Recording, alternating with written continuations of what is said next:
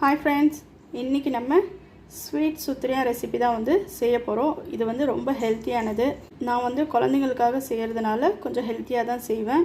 ஹெல்த்தின்னா sweet சுத்திரியாவில் போய் என்ன ஹெல்த்தின்னு தானே கேட்க போகிறீங்க.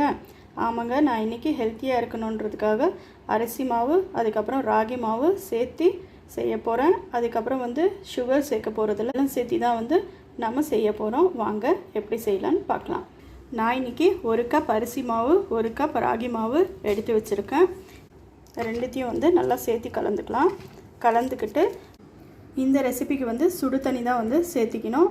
சுடு தண்ணி எவ்வளோ பொறுக்க முடியுமோ நம்மளால் சூடு அந்த அளவுக்கு சூடாக இருக்கணும். அப்போ தான் நல்லா சாஃப்டாக வரும். பாருங்கள், இந்த மாதிரி கொஞ்சம் கொஞ்சமாக சேர்த்து கலந்து விட்டுக்கலாம். நல்லா சாஃப்டாக கொஞ்சம் கொஞ்சமாக தண்ணி ஆட் பண்ணி சப்பாத்தி மாவு பதத்தில் பிசைஞ்சு எடுத்துக்கிட்டோம். இதில் ஒரு 2 டீஸ்பூன் அளவுக்கு எண்ணெய் இல்லைன்னா நெய் சேர்த்து நல்லா பிசைஞ்சிக்கலாம். நான் இன்றைக்கி நெய் தான் சேர்த்திருக்கேன். நெய்யோட ஸ்மெல் பிடிக்காதுன்னா நீங்கள் எண்ணெய் கூட சேர்த்திக்கலாம். அதுவும் ஃப்ளேவர் இல்லாத எண்ணெயாக சேர்த்திக்கோங்க. நெய் சேர்த்து நல்லா கலந்து விட்டுக்கிட்டோம். இந்த மாவை நமக்கு எந்த மாதிரி ஷேப் வேணுமோ குட்டி குட்டியாக அந்த மாதிரி ஷேப்பில் நம்ம செஞ்சு எடுத்துக்கலாம். பாருங்கள், இந்த மாதிரி குட்டி குட்டி பால் ஷேப்லேயும் செஞ்சுக்கலாம், இல்லைனா இந்த மாதிரி நீளமாக கூட செஞ்சுக்கலாம். அது நம்மளோட விருப்பம். இந்த மாவு இந்த மாவை ஃபுல்லாக இந்த மாதிரி ஷேப்பில் செஞ்சு எடுத்துக்க போகிறேன். நம்மளோட அரிசி மாவு அதுக்கப்புறம் ராகி மாவு வச்சு பாருங்கள் இந்த மாதிரி ஷேப்பில் எல்லா மாவையும் செஞ்சு வச்சுக்கிட்டோம். இப்போ நெக்ஸ்ட் ஸ்டெப் என்னன்றதை பார்க்கலாம். நான் ஏற்கனவே சொன்னது தான், நான் சுகர் சேர்க்க போகிறதில்ல. அதுக்கு பதிலாக வெல்லம் சேர்த்து தான் செய்ய போகிறேன் அப்படின்னு சொல்லிட்டு நான் இங்கே ஒரு பாத்திரத்தில் வெல்லம் எடுத்து கொஞ்சமாக தண்ணி சேர்த்து வெள்ளை பாகு செஞ்சு எடுத்துக்க போகிறேன். இது ஒரு பக்கமாக அடுப்பில் கொதிச்சிட்ருக்கட்டும். அடுப்பில் இன்னொரு பக்கம் நல்லா திக்கான பால் 1/2 லிட்டர் பால் எடுத்து நல்லா கொதிக்க வச்சு எடுத்துக்க போகிறேன். நம்மளோட வெள்ளை பாகு ரெடி பண்ணிக்கிட்டோம். பாலும் நல்லா கொதிக்க வச்சாச்சு. நெக்ஸ்ட் ஸ்டெப் ஒரு நல்ல அடிகனமான பாத்திரம் வச்சு இதில் நம்ம தாளிக்கிறதுக்கு தேவையான அளவு நெய் சேர்த்திக்கலாம். நான் இன்றைக்கி நெய்யில் தான் தாளிக்க போகிறேன். உங்களுக்கு நெய் பிடிக்காதவங்க எண்ணெயில் கூட நீங்கள் தாளிச்சிக்கலாம்.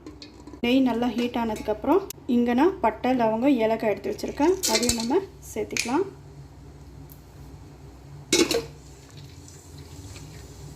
நெக்ஸ்ட்டு நான் இங்கே ஒரு கைப்பிடி அளவுக்கு பாதாம் எடுத்து 1-2 கட் பண்ணி எடுத்து வச்சுருக்கேன். இதையும் இப்போ இதில் சேர்த்திக்கலாம். நீங்கள் தாளிக்கிறதுக்கு பாதாம் கேஷ்யூ இந்த மாதிரி எது வேணாலும் நீங்கள் சேர்த்திக்கலாம். நான் இங்கே பாதாம் மட்டும்தான் சேர்த்துருக்கேன். இது நல்லா பொன்னிறமாக ஆகிற வரைக்கும் நல்லா வதக்கிக்கலாம். நிறைய பேர் தாளிக்கும் போது கடலைப்பருப்பை வேக வச்சு கூட சேர்த்திக்குவாங்க. நான் அதெல்லாம் நான் சேர்த்திக்கல. ஏன்னா எங்கள் வீட்டில் யாரும் அதெல்லாம் விரும்பி சாப்பிட்றதில்ல. உங்கள் வீட்டில் கடலைப்பருப்பெல்லாம் சாப்பிட்றவங்களாக இருந்தால் அதையும் ஒரு கைப்பிடி அளவுக்கு வேக வச்சு இந்த மாதிரி தாளிக்கும் போது சேர்த்திக்கோங்க. டேஸ்ட்டு நல்லாயிருக்கும். பாதாம் நல்லா கலர் சேஞ்ச் ஆகிடுச்சு. இப்போ இதில் ஒரு பெரிய டம்ளர்லேருந்து 2 டம்ளர் அளவுக்கு தண்ணி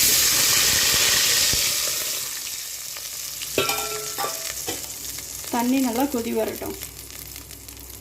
இங்கே நம்மளோட தாளிப்பு கொதிச்சிட்ருக்கட்டும். நெக்ஸ்ட் ஸ்டெப்பு என்னன்றதை பார்க்கலாம்.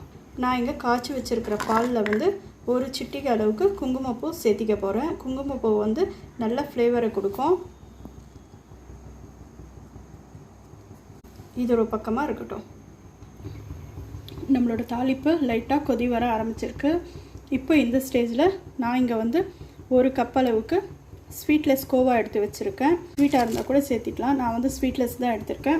இது வெறும் ஆப்ஷனல் தான். உங்களுக்கு தேவையாக இருந்தால் சேர்த்திக்கலாம், இல்லைன்னா ஸ்கிப் பண்ணிக்கலாம். இதுவும் நல்லா சேர்த்துனதுக்கப்புறம் நல்லா கொதி வரட்டும். பாருங்கள், நல்லா கொதிக்க ஆரம்பிச்சிடுச்சு. இப்போ நம்ம செஞ்சு வச்சுருக்கிற சுத்திரியா மாவை இதில் ஒவ்வொன்றா சேர்த்திக்கலாம். பாருங்கள், இது மாதிரி தனித்தனியாக எடுத்து ஒவ்வொன்றா சேர்த்திக்கோங்க. அப்போ தான் ஒன்றோடு ஒன்று ஒட்டாமல் நல்லா சூப்பராக வரும். நம்ம ஷேப் பண்ணி வச்சுருந்தா மாவு ஃபுல்லாக இதில் ஆட் பண்ணிக்கிட்டோம். பாருங்கள், ஒரு கொதி வரட்டும். இந்த மாதிரி லைட்டாக கிளறி விடுங்க. இந்த மாதிரி ஒன்றோடு ஒன்று ஒட்டாமல் வரணும். இது நல்லா ஒரு 5 நிமிஷம் கொதித்ததுக்கப்புறம் நம்மளோட வெள்ளைப்பாகை இதில் சேர்த்திக்கலாம். நம்மளோட சுத்திரியா ரெசிபி 5 நிமிஷத்துக்கு கொதிச்சாச்சு. இப்போ வெள்ளைப்பாகை சேர்த்திக்கலாம். ஒரு டீ வடிகட்டி எடுத்து அதில் ஊற்றி சேர்த்திக்கலாம். ஏன்னா கீழே மண் அந்த மாதிரி எல்லாம் இருக்கும், டஸ்ட்டெல்லாம் இருக்கும். அதனால் வடிகட்டி சேர்த்திக்கலாம். நம்ம பாருங்கள், வெள்ளைப்பாகை ஃபில்ட்ரு பண்ணி சேர்த்திக்கிட்டோம். பாருங்கள் கீழே பாருங்கள் எவ்வளோ டஸ்ட் இருக்குது அப்படின்னு சொல்லிட்டு சின்ன சின்னதாக மண்ணெல்லாம் இருக்குது. அதனால தான் வந்து எப்போவுமே வந்து வெல்லம் சேர்க்கும்போது காய்ச்சி ஃபில்ட்ரு பண்ணி சேர்த்திக்கணும். சேர்த்துனதுக்கப்புறம் நல்லா கொதி வந்துடுச்சு. இப்போ நம்ம காய்ச்சி வச்சுருக்கிற பாலில் குங்குமப்பூ ஊற வச்சுருக்கோம். இப்போ நம்ம இதையும் சேர்த்திக்கலாம்.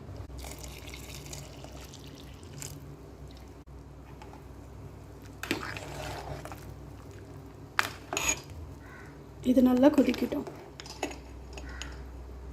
ஃபைனலி பாருங்கள் நம்மளோட ஸ்வீட் சுத்ரியா ரெசிபி ரெடி ஆகிடுச்சு. பார்க்குறதுக்கே பாருங்கள் எவ்வளோ டெலிஷியஸாக இருக்குது அப்படின்னு சொல்லிட்டு. டேஸ்ட்டும் வந்து அட்டகாசமாக இருக்கும். ஹெல்த்தி அண்ட் டேஸ்டியானது. நீங்களும் இதை வீட்டில் கண்டிப்பாக ட்ரை பண்ணி பாருங்கள். ட்ரை பண்ணி பார்த்துட்டு டேஸ்ட் எப்படி இருந்தது அப்படின்னு சொல்லிட்டு மறக்காமல் கமெண்ட் பண்ணுங்கள். நம்மளோட ஹெல்த்தி அண்ட் டேஸ்டி அண்ட் டிஃப்ரெண்ட்டான டிஷ்ஷஸ் உங்களுக்கும் வேணும்னா நம்மளோட சேனலை சப்ஸ்கிரைப் பண்ணுங்கள். ஃப்ரெண்ட்ஸ் அண்ட் ஃபேமிலிக்கு ஷேர் பண்ணுங்கள். மறக்காமல் லைக் பண்ணிவிடுங்க. தேங்க்யூ.